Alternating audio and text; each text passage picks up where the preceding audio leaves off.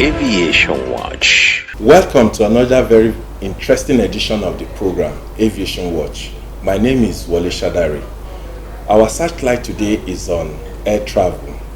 I have with me a couple from the United States of America, Dr. and Mrs. Emmanuel Osagede. They will be doing justice to this topic. Thank you for joining us on the program.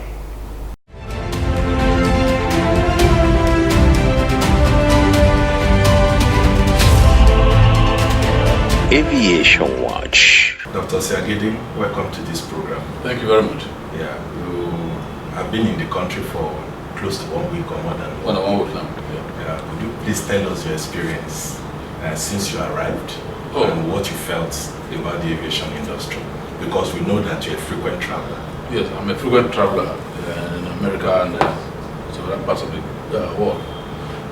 My feeling is that Nigerians are being shortchanged when they're flying back home because the flight differentials flying from US to Europe or any other region of Europe and flying to Nigeria is very, very shocking. They seem to give us the worst plane to fly to Nigeria at the highest cost. What do you mean by worst plane? Okay, like the flight I took from Amsterdam to Nigeria on the 17th of this month had no vent. It was fully loaded. It had no vent. Midway down the flight, every place was smelling, which is expected when you carry human beings who are using the restroom and using it everywhere, and there's no vent in the plane. Everywhere was smelling. This was the same airline that took me from US to Amsterdam. It was neat. The ventilation was fine. But when it came to Nigeria, they packed everybody in like sardine. But halfway down the line, you feel it, there's no vent. The plane is smelling. Up to the point that about 2 hours before we landed, the air hostess picked up an aerosol and started spraying deodorant to reduce the smell in the plane. That's unacceptable, because there are many of the elderly who are flying who have respiratory problem. When you spray an aerosol in an unventilated place, you increase their risk of respiratory illnesses. This is you are breathing it in. It's not also you breathe in a closed space. These things happen because there's no good ventilation in the aircraft. I must tell you that the aircraft flying locally in Nigeria were ventilated better, neater than one was flying international space. I think this is happening because Nigeria don't have its own national fleet. It's shameful that a country that had so many fleets in the 60s and 70s today has not a single aircraft in its fleet. So Nigerians are at the mercy of other countries having to fly out of the country and fly into their country. We as a nation, we are rich enough to have our own fleet. Discussion going on now is about national carrier. Nigeria is trying to set up a national carrier, but at the same time, the modalities has always been wrong. Do you believe that having a national carrier will help reduce some of these treatments that Nigerians face from foreign airlines? What I see here is Nigeria having its own fleet of aircraft as a national carrier does not preclude individual individual members in the industry from still flying international. Okay, we have a robust aircraft in the country now flying domestic flights, and they are doing very well. If the nation, because for more than 5 years now, they've been talking about Nigeria, flying, it's going to have its own fleet. Since this administration came in, it's going to have its own fleet, it's going to have its own fleet. The Buhari administration is on the second term. When is going to do it? If they cannot do it, they should encourage the local entrepreneurs who are having these airlines in this country to go international. As long as they respect themselves, they fly in a dignified form, it doesn't matter. If it's a Nigerian airline that is flying and they are flying well, I will fly them. Why would I go and patronize KLM and Air France and all those places where they don't even care how they treat us? I've been here, flying around the country. I've flown with Airpeace, Arik. They are ventilated. They may be small. It doesn't have to be, a giant fleet. It doesn't have to be so big. But if they are allowed to fly international, take us to where we want to go, with dignity, I would prefer it. And that one will reduce the fare they're charging us. Because if you consider the fare internationally, the fare to Nigeria is higher than every other place. Because we have been exploited. Because we don't have our own. But if there's competition in the flight, in the route between the international flight and Nigeria, the price will go down. This is natural economy. Apart from what you mentioned, did the airlines, did the passengers or inform the crew? Did they inform the crew about the spraying of aerosol at that particular time? What was their reaction? What did they do and what did the crew do? What was their response? The air hostesses never informed any person. People were very upset because some of them had reacted to it, and they just felt violated that their interest was not taken into consideration. And again, it goes back to what my husband said, that, well, we don't have hours, so we can be treated anyway. They accepted, but they were very upset. What other things did you see that were not normal on that flight apart from that? As much as we blame the airlines taking us, our attitude as a people is very appalling. When we were flying from the US, every person in the flight were orderly. The Nigerians in the flight sat down like every other human being. But when it became from Amsterdam to Nigeria, people behaved like if they are talks, standing on the ice and discussing all night, not caring whether elderlies and women were around. Men, huge men standing up on the ice and talking at the top of their voice in their various languages is appalling.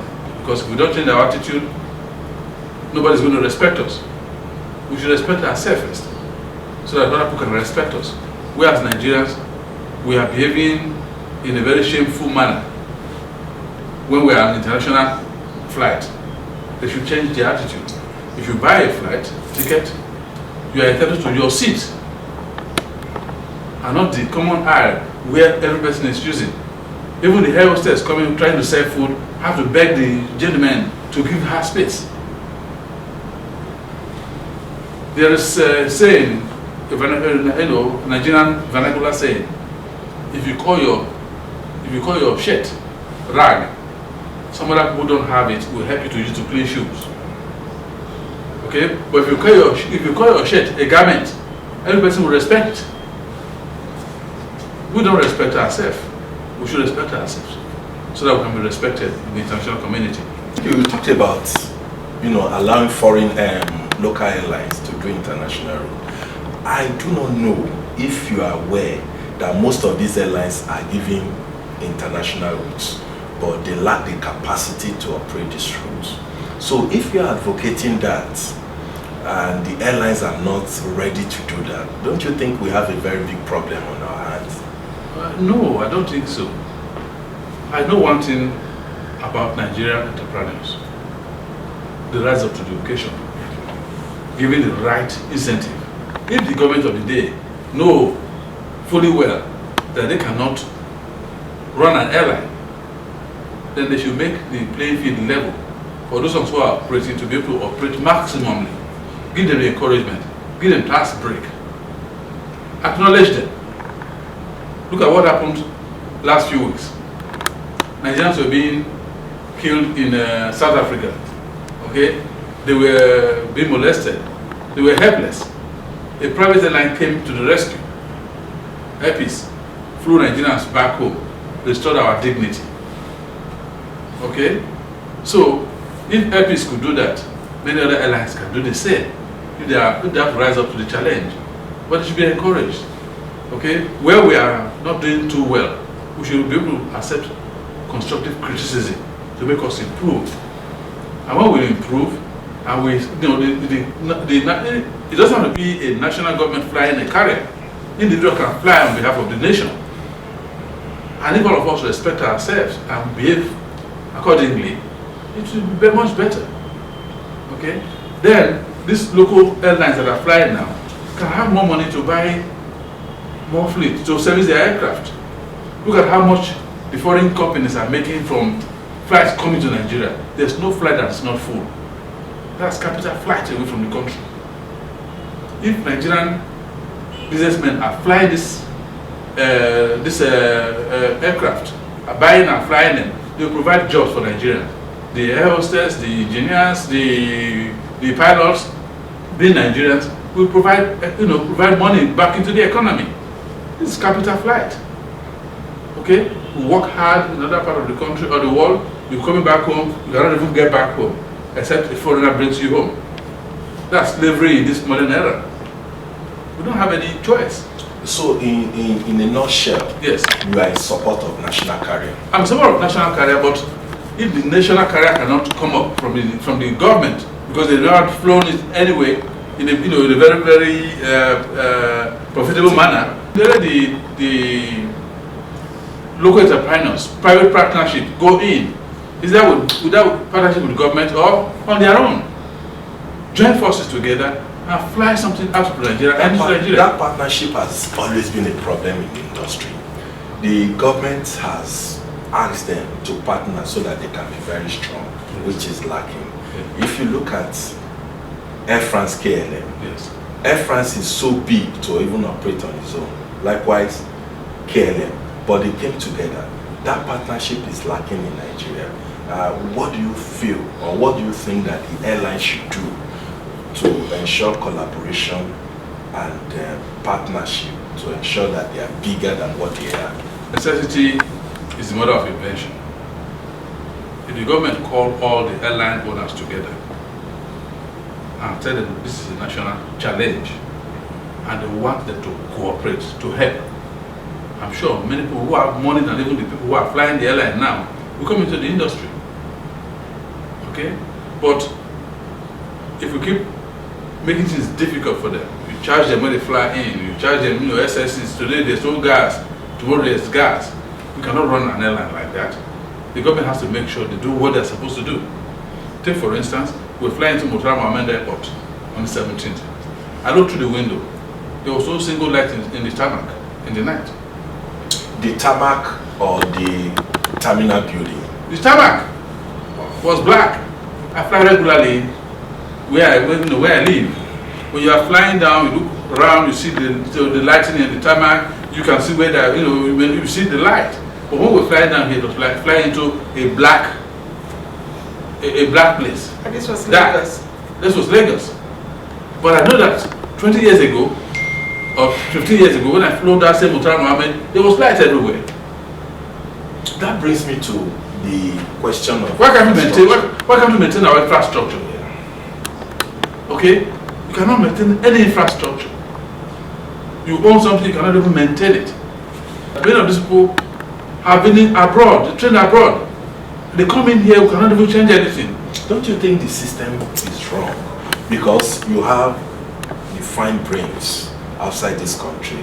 They get into government, they get into position, and the same situation persists.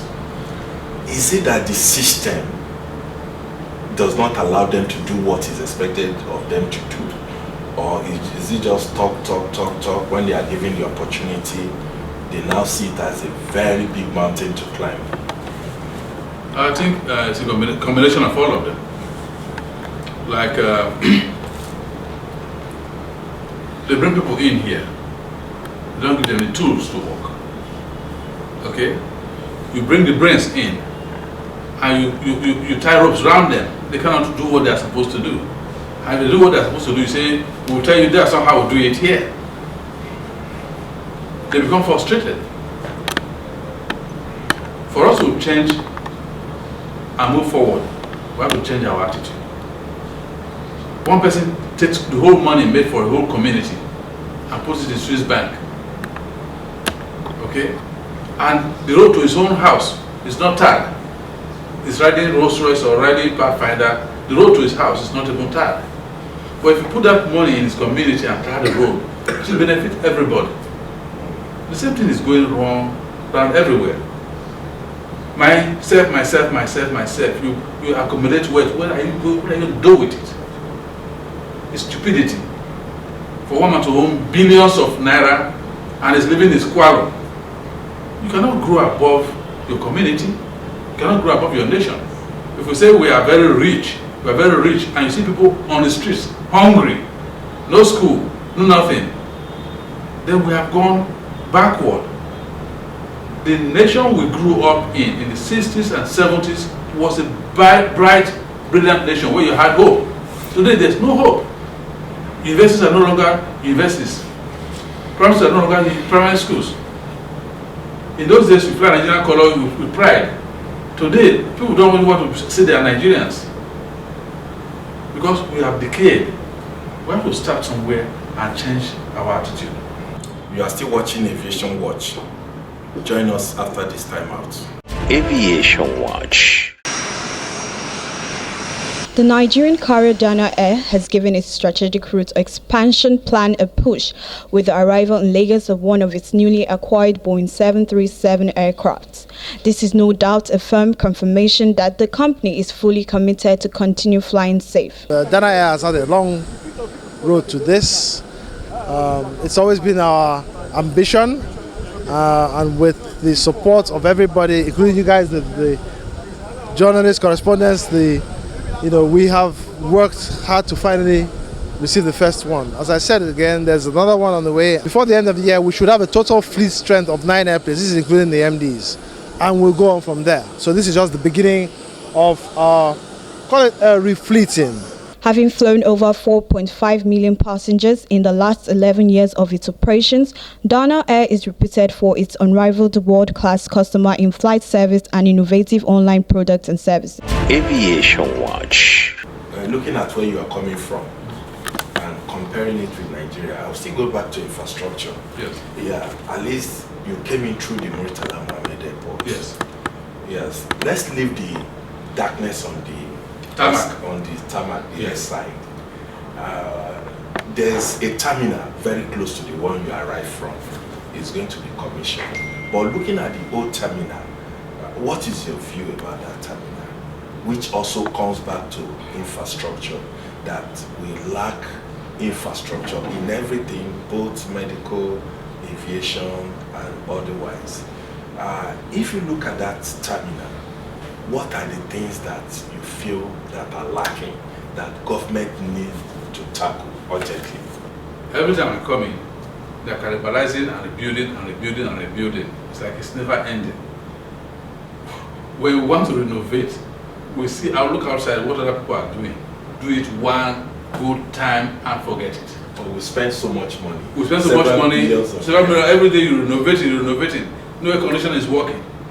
Okay? Every person comes in with their grandma must go back from wherever we are coming from, and the customer is dragging you and say, what do you have for me? And the other things. So nothing is really happening. Talkery is still there in Murtala Mohammed Airport. You bring out your things, people are gathering, you don't know who, you cannot even see who are coming to welcome you. Touting is going on. Compared to what happens in Nnamdi Azikiwe Airport in Abuja. You come in, you feel free, you move your luggage, their cars are parked, in orderly manner. Why can't we have the same thing in Lagos?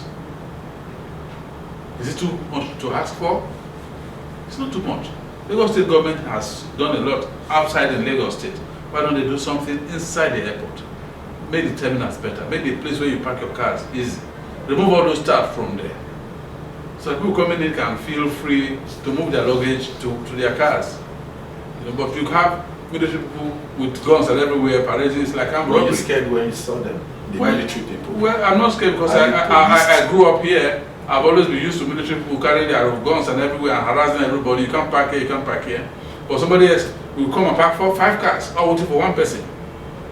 Depriving somebody who is coming with just his bag to park his car. And when they come, they put on their hazard light, and they are there forever waiting for one person.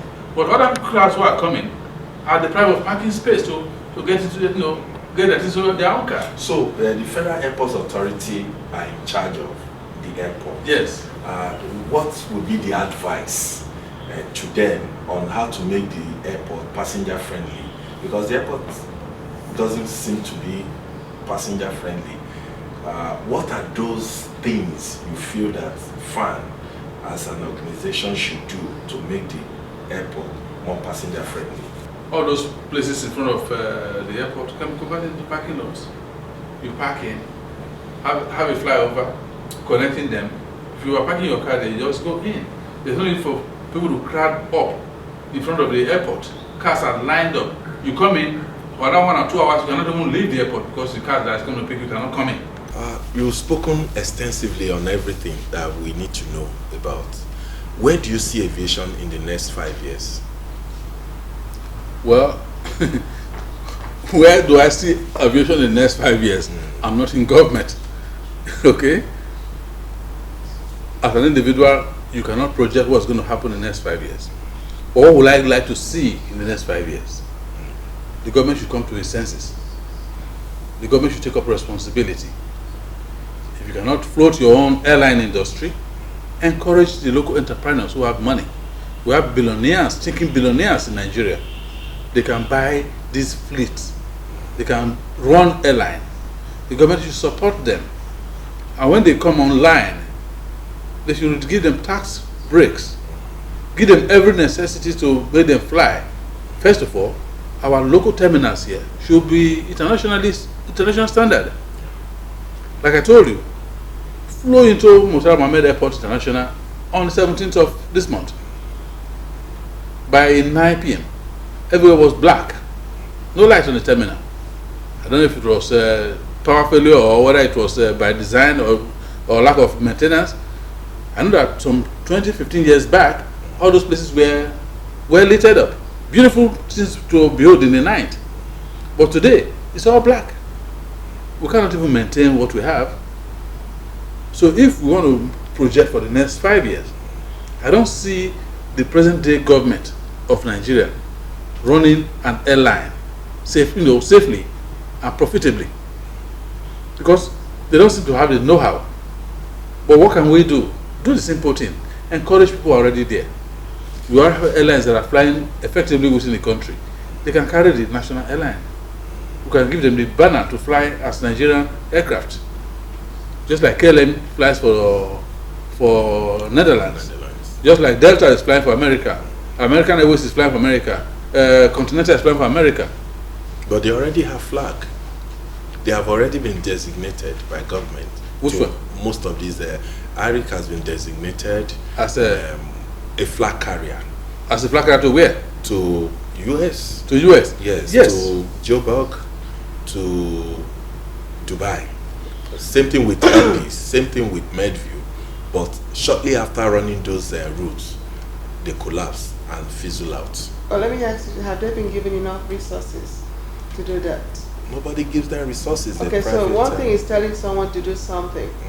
And if I have the knowledge to do something and I don't have the resources to do it, how can I do it? So in that situation, I'll need help.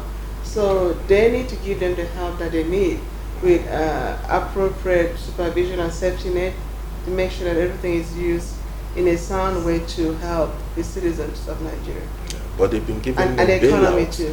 Oh, they were given bailouts, over 300 billion naira bailout, but it was mismanaged. So that means there was no appropriate supervision. There was no appropriate supervision. Is it was mismanaged? Yes. Who gave allegedly mismanaged. Okay. Who gave the bailout? Government. Okay. Which bank used to give it out? It's not safe for us to mention the banks. Do you think if that bank gave me a loan to build my house, mortgage bank, and I didn't pay, they won't come and drag me? They come and drag me. It's because of the Nigerian factor that they gave out that money. Where you are giving out money to people to do something and you say they should bring back 20% to you. We should stop all those nonsense. We should become more transparent. You give money to somebody, give it to him, record it, and then have a date when he's supposed to pay you back. we shouldn't treat it like if it's government money. It's like government money here, somebody's money, you know. So if we want to inject money into the industry, they should have collateral, and they should be supervised. Invest in instruments, and then see what they are doing. That they're doing what they're supposed to be doing.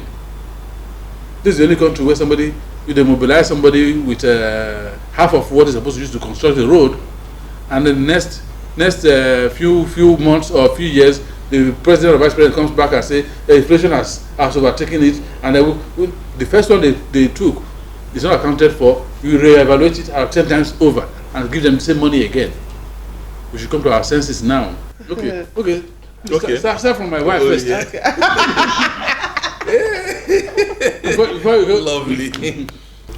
Thank you for coming on the program. Well, thank you for having me. And thank you, Dr. Siagede, for coming on the program. Thank you for having us. Thank you for this week's edition of the program. We hope you have enjoyed yourself. Join us next week for another interesting edition.